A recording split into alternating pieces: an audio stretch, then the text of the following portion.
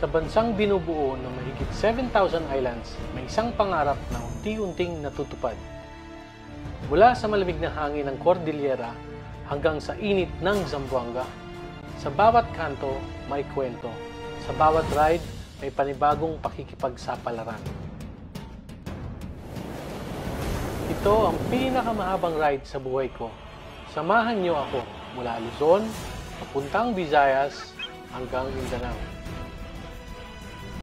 Iikot tayo sa bawat probinsya, tutuklasin ang kultura, kasaysayan at ang ganda ng Pilipinas sa likod ng manibela ng motor.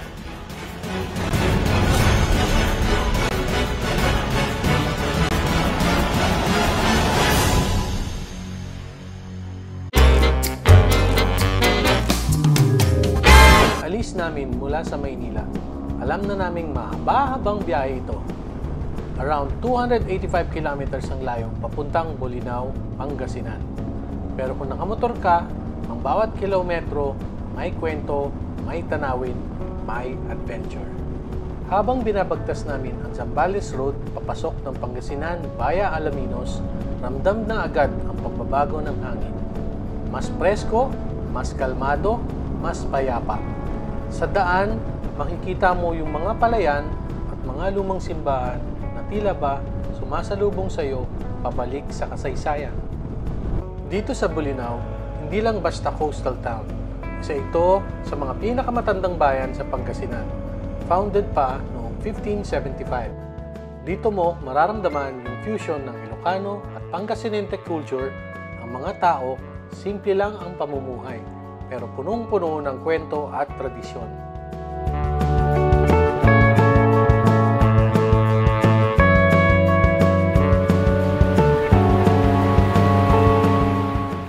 Pagdating mo sa Bolinao, unang-unang ma-attract ka sa Bolinao Falls. Di lang isa, kundi tatlo. Perfect pang relax after a long ride.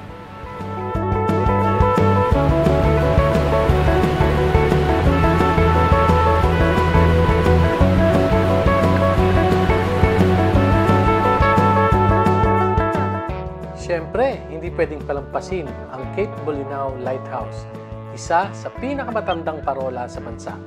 Built noong 1905, overlooking the West Philippine Sea, sobrang ganda ng sunset dito.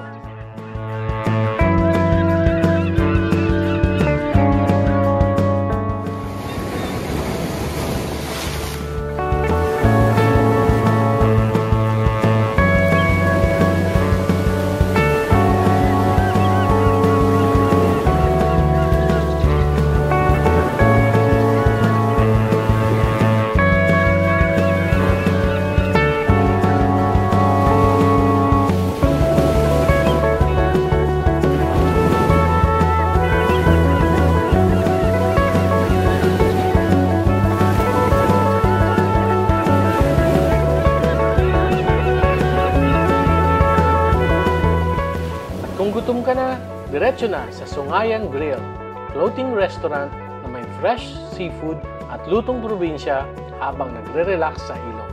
Pero higit sa lahat, ang biyahe papuntang Pangasinan ay hindi lang tungkol sa destinasyon.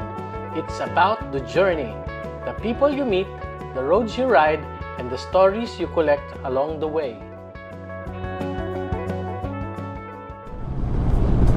From the warm coast of Pangasinan, next stop namin ang City of Pines, Baguio City. At habang binabagtas namin ang highway, unti-unting nagbago ang paligid. Naging mas malamig ang hangin, mas madilim ang langit. Pagdating sa Nagilian Road, eto na! Ang zigzag, paakyat, pakaliwat pa kanan, sarap sa cornering pero todo alerto, lalo na't gabi na. Nasa paligid na ang mga pine trees. At pag umampas na ang malamig na simoy ng hangin sa helmet mo, ay grabe, ramdam mo na talaga malapit ka na sa Baguio City. Pagdating namin sa city proper, dire-diretso na kami sa isang sikat na ramen spot. Kasi bro, di kaya ng katawan ng lamig na walang mainit na sabaw. Ramen is life. Lalo na kapag galing ka sa nakakapagod pero solid na night ride. Pag may road trip, may food trip. Yeah!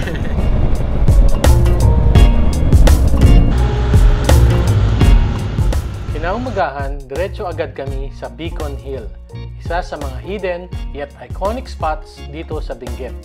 Pagdating mo pa lang, ramdam mo na agad yung peaceful vibes.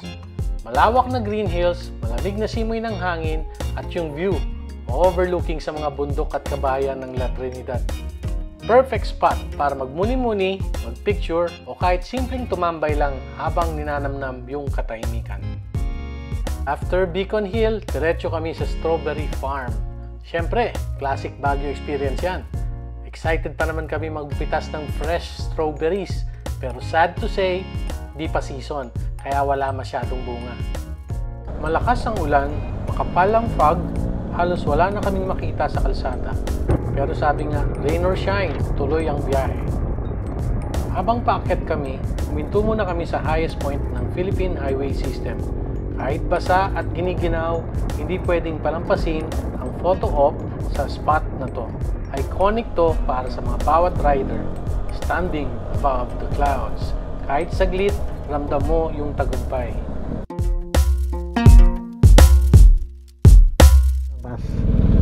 Tuloy kami sa ride. This time, dumaan kami sa Cervantes Suyo Mountain Road. Grabe, ang ganda ng daan. Twisties, lush green surroundings, at mga tanawing parang dinrowing lang.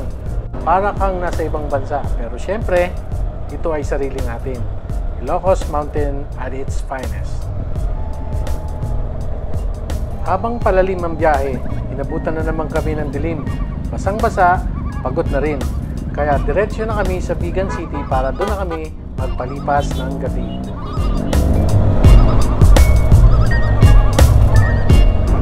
Mahaba, malamig, at maulan ang ride. Pero sulit. Kasi bawat patak ng ulan, bawat liko ng daan, kwento yan ng isang tunay na adventure. Welcome to Vigan City, Ilocos Sur. Isa sa pinaka-iconic at well-preserved heritage cities sa buong Pilipinas. Pagdating mo pa lang dito, para kang bumalik sa panahon ng Kastila. Empanada ang hari ng agahan. Ito na mga papi, vegan empanada. Crispy sa labas, malasa sa loob. May itlog, longganisa at gulay. Tapos isasaw-saw mo pa sa suka. Boom! Panalo! From the cobblestone streets of Vigan, we journeyed farther north. Tuloy-tuloy ang adventure sa Ilocos Norte. Unang stop, ang Paway Church, isa sa pinakamatandang simbahan sa Pilipinas. Grabe, sobrang ganda ng architecture with its massive buttresses and weathered walls. Parang nag-time travel ka. Hindi lang siya simbahan, it's a piece of living history. Next, tumuloy kami sa Ilocos Sand Dunes. Eto na, adventure time! Para kang nasa disyerto, all the way up north. Kung gusto mo ng thrill, perfect ito for 4x4 rides or sandboarding. Pero kahit nakamotor, ramdam mo yung wild energy ng lugar. It's raw, rugged, and uniquely Ilocano.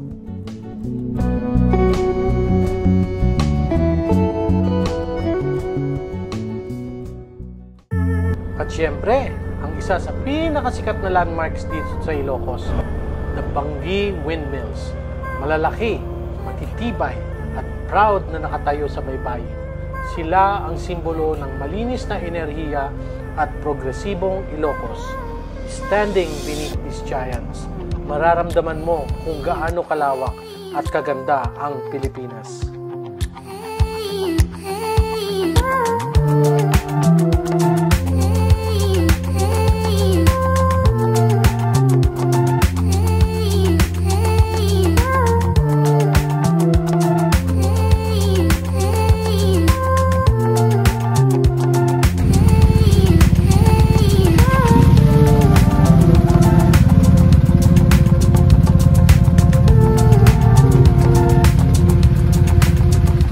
Pagkatapos, sinuyod namin ang coastline papunta sa Cape Boyador Lighthouse sa Burgos.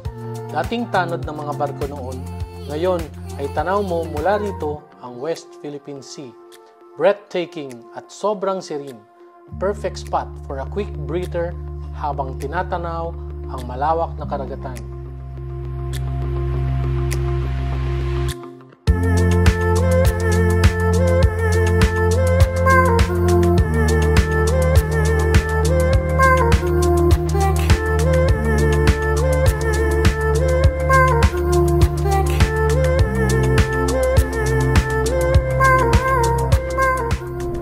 exploring the giants of Ilocos Norte, dumiretso na kami sa Pagudpod, ang gateway to the northernmost edge of Luzon. Dumaan kami sa Patapat Viaduct, isa sa pinaka-iconic na kalsada sa buong Pilipinas. Nakadikit sa gilid ng bundok, tanawan dagat, at parang literal na tinatahi mo ang langit at karagatan habang nagra-ride. Isa to sa mga roads na hindi mo makakalimutan. Tuloy-tuloy ang biyahe papuntang Ballesteros at Apari, Cagayan. Doon na talaga ramdam ang raw beauty ng norte. Ang probinsya na bihira madadaanan pero sobrang yaman sa tanawin at kultura. Pero ayun na, inabutan kami ng napakalakas na ulan. Wala nang tanong-tanong, suot na agad ang rain gear, tapos konting pahinga lang, then tuloy ang biyahe. After a quick regroup sa Tugigaraw, diretso na kami sa Aurora, Baler. Mahaba, challenging, pero sobrang rewarding. Imagine mo, from the mountains of the north all the way to the waves of the east coast, isang buong arko ng Luzon sa iisang ride.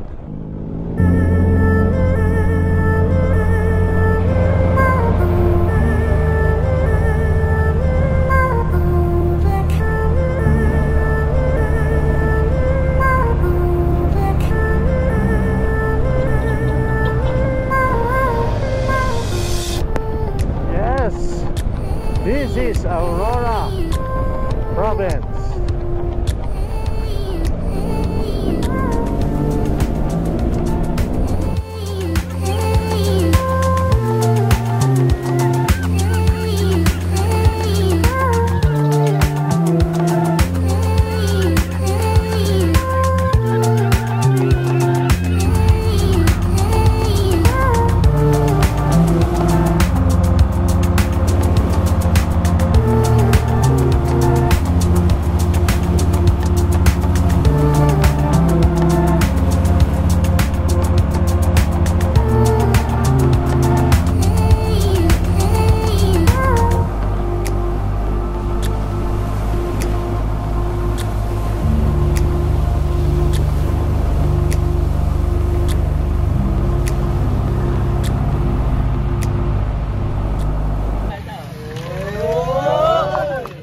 Alright, tuloy ang biyahe. From Luzon, we made our way south. Target, Visayas, and Mindanao. You can still go, even when there's no hope. You can still go. I never answer to no. Unang stop sa gateway to Bicolandia. Nag-breakfast muna kami, loading up ng energy para sa matinding loop ahead.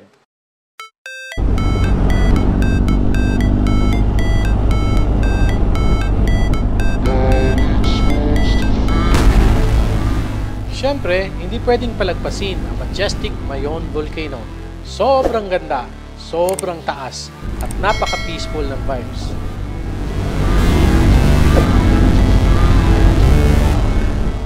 Mayon Volcano is one of the most beautiful volcanoes in the Philippines, known for its perfect cone shape. Located sa Bicol, super iconic siya for tourists, pero active pa rin kaya may danger lalo na kapag nagkakaroon ng eruption or ash fall.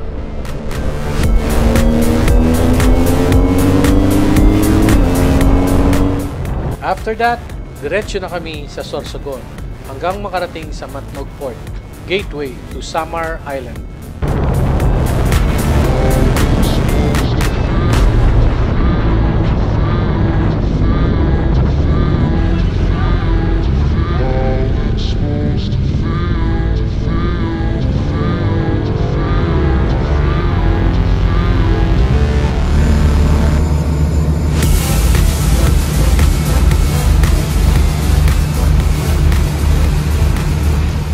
Pagdating sa Allen Samar, kinabukasan, nag-check ng motor, tire pressure, gas up, and ready for the next adventure.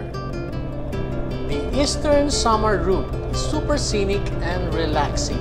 Smooth roads and light traffic and sobrang linis. Dadaan ka sa mga coastal towns na may stunning ocean views, rice fields, at friendly locals. You'll pass by places like Borongan and Gian. Tapos, ma-feel mo talaga yung laid-back probinsya vibes.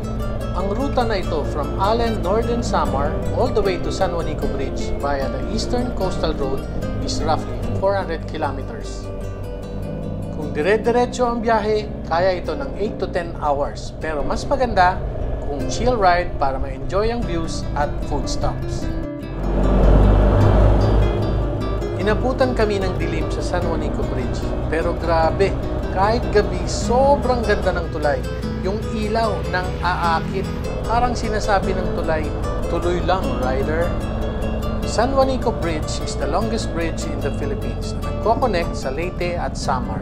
It's about 2.16 kilometers long and may iconic S-shaped curve over San Juanico Strait. Super ganda ng view, lalo na sa sunset. Kaya lang, gabi na kami dumating, hindi namin na-feel ito.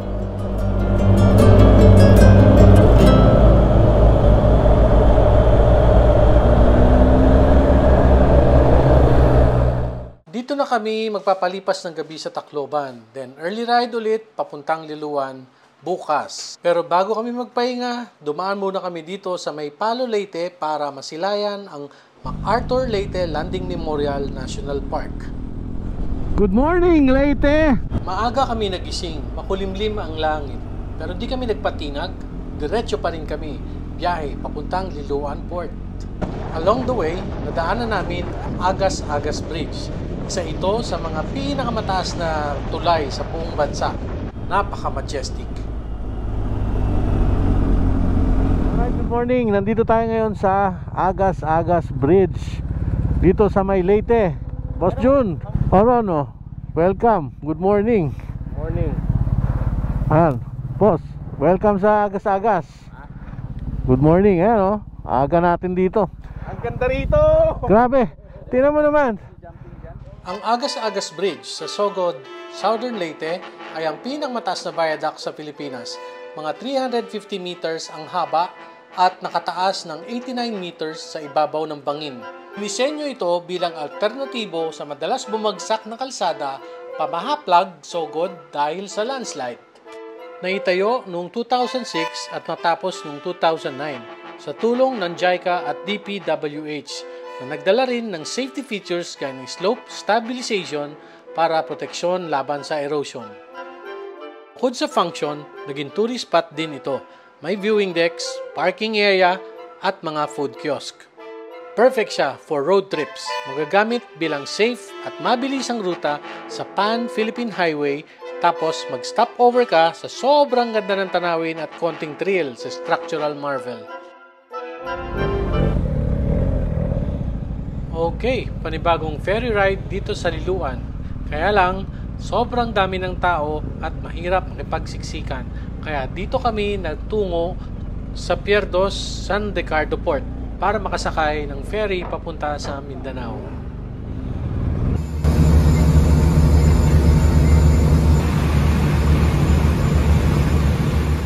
Welcome to Mindanao! Tuloy lang ang ride papuntang Davao. Pero inabutan kami ng dilim dito sa may bandang Hinantuan, Surigao del Sur. Sakto, dito sa Hinantuan, Surigao del Sur, dito makikita ang Enchanted River. Pagkakataon na natin ito para masilayan ang ganda at lihim ng Enchanted River.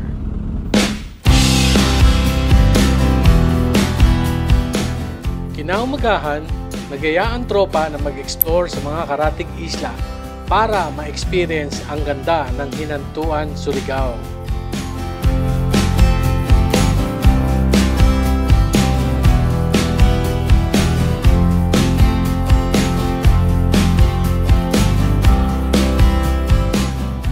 We're gonna go boating.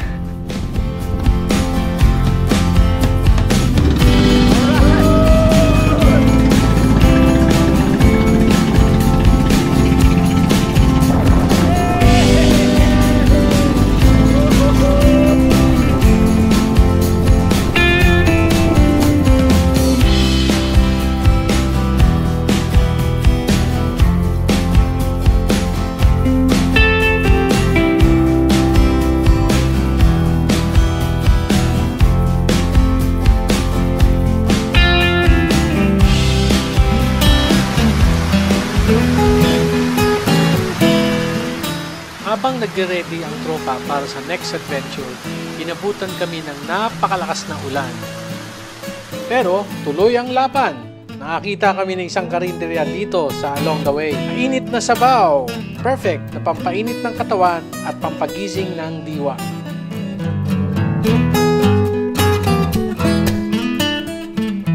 Sabi, isa lang masasabi ko dito sa Mindanao, napakaganda ng kalsada. Sobrang sarap bumiyahe. Welcome to Davao City. At last, nasa Davao na kami. Binigyan namin ng treat ang aming sarili. Mini congratulations, kumbaga. We love Davao del Sur. Hindi kompleto ang Davao trip kapag hindi mo matitikman yung durian na yan.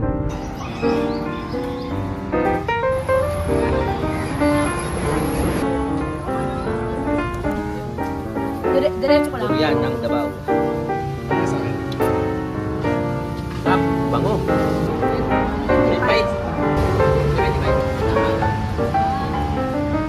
Grabe ang tamis.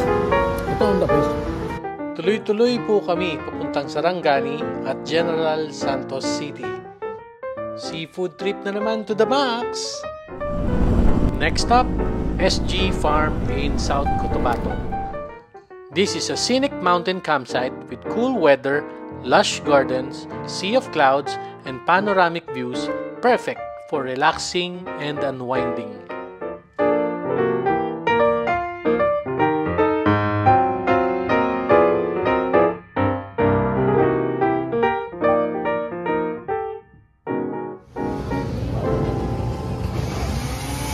Pag dumaan kayo ng Sultan Kudarat, meron ditong fruit stand. May nag-offer sila ng fruit shake. So, sakto-sakto fresh fruit shake dito. Napakadaming tindang na prutas. Welcome to Sultan Kudarat, isang makasaysayan at makulay na lalawigan sa timog gitna ng Mindanao, bahagi ng rehiyon ng Soxcargen. Pinangalan kay Sultan Muhammad Dipatuan Kudarat, isang Muslim ruler noong 1625 to 1671 na matagumpay na lumaban sa mga Espanyol. Diretso kami sa Cotabato City kung saan namin nakilala ang Black Hawk Riders. Salamat mga sir sa pag-assist at solid welcome. Look at that! Grabe! Napakaganda. Parang wala sa Pilipinas. Pinuntahan namin ang Grand Mosque, the biggest in the country. Majestic and peaceful. Taking tayo, inalaw tayo mag-palitrato.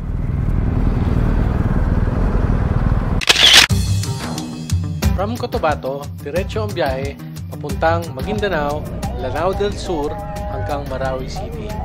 Muli po kami nagpapasalamat sa Black Hawk Riders sa pag-assist sa amin dito. Nandito kami ngayon sa Ground Zero sa Marawi.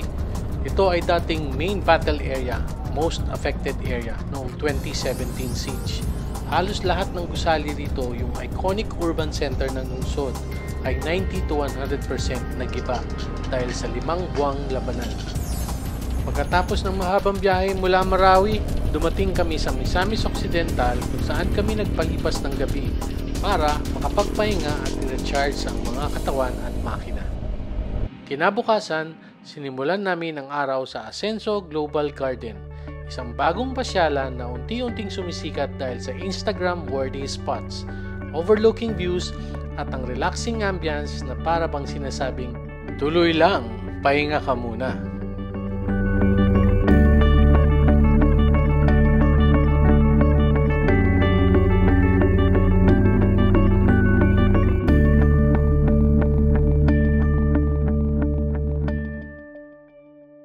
Mula Asenso Global Garden, sinubukan namin puntahan ang Pangil Bay Bridge, isa sa mga magiging pinakamahabang tulay sa bansa na magkokonekta sa Lanao del Norte at Misamis Occidental.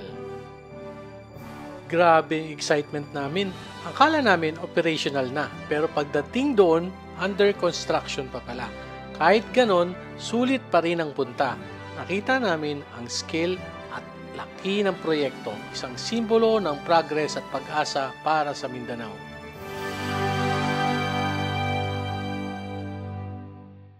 Sunod na stop, Dipolog City. Napaka-smooth ng aming biyahe kasi napakaganda ng mga kalsada dito. From Pangil Bay to Dipolog, mga 100 kilometers ang biyahe. Dating namin, damang-dama na ang dagat, ang hangin at ang laid-back vibe ng Zamboanga Peninsula. Mabuhay! Welcome to the Cactuar Beach Resort. Pagod man, sinalubong kami ng ganda ng Dacac Resort. Isang paraiso na tahimik at perfect para mag-unwind. Wala muna kaming iniisip kundi relax, enjoy at i-appreciate kung gaano na kami kalayo sa aming journey.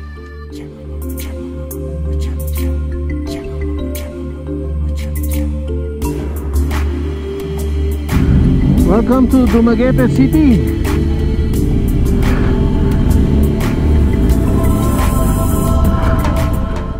Pagdating namin sa Dumaguete City, gutom na ang tropa.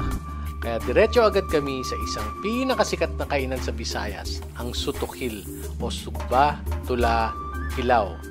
Grabe, solid ang mixed seafoods na in-order namin. Fresh, malasa at sulit na sulit. Matapos masolve sa food trip, konting pahinga at tuloy agad ang biyahe papuntang Bacolod. Dumaan kami sa kahabaan ng Pan-Philippine Highway, isang coastal road na sobrang scenic. Pero ang highlight talaga ng ruta ay ang pagdaan sa Don Salvador Benedicto. Tinatawag ding Little Baguio ng Negros. Ang lamig ng hangin, ang mga pine trees sa paligid at ang mga zigzag roads, perfect combo para sa mga riders na katulad namin. Walang kasing saya ang bawat liko ng kalsada.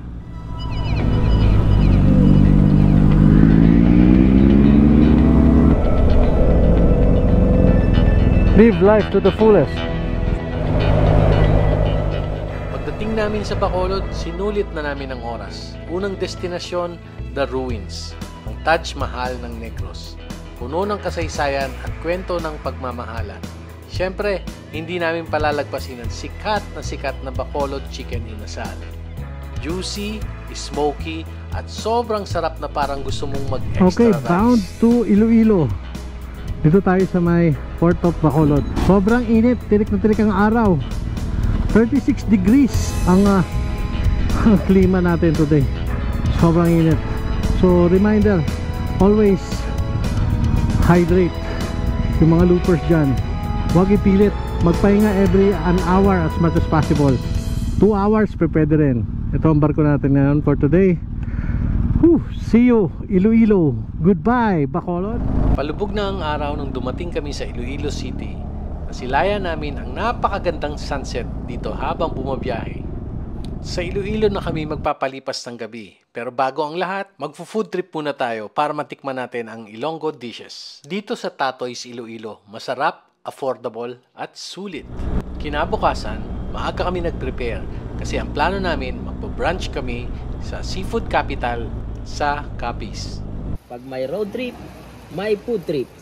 Pero sa totoo lang, parang kulang pa ang oras. Sana may extra days pa para mas marami pang ma-explore sa Visayas at Mindanao.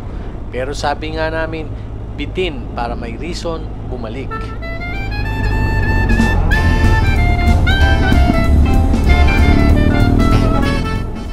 Maaga kaming nakarating sa Caticlan Port para sumakay ng Roro papuntang Mindoro. Pero tulad ng kahit anong biyahe, may mga hindi inaasahang pangyayari. Na-delay ang paglayag ng barko dahil nagka-aberya. Kaya gabi na kami nakarating sa Bulalakaw Port, Mindoro. Wala na kaming choice kundi ituloy ang biyahe papuntang Calapan Port para sa final Roro papuntang Batangas. Halos 180 kilometers pa ang kailangan namin takbuhin mula Bulalakaw Port. Pero habang nasa kalagitnaan kami ng biyahe, bigla kaming sinalubong ng challenge na flat ang gulong ko. Sa sobrang linis ng kalsada pero naswertehan ko pa ang makatapak sa isang malaking tornilyo. Pero tulad ng Boy Scout, kailangan laging handa. May dala kaming tools, kaya naayos din namin kagad ang problema. Ayos, jackpot tayo. Bago yung gulong natin, nadali tayo dito sa may Mansalay, Mindoro. Pauwi na tayo ng Manila sana. Calapan Port, malapit na po. Alright, nandito kami ngayon sa Port ng Calapan. This is our last day para sa Visayas and Mindanao Loop. Ito yung last port namin, last Roro. para makauwi kami at matapos namin ang Visayas and Mindanao Loop. Sobrang thrill, sobrang napakasarap. Ito ay talagang masasabi kong adventure. I hope you like this video. Please consider subscribing to my channel. Thank you for watching. Ciao!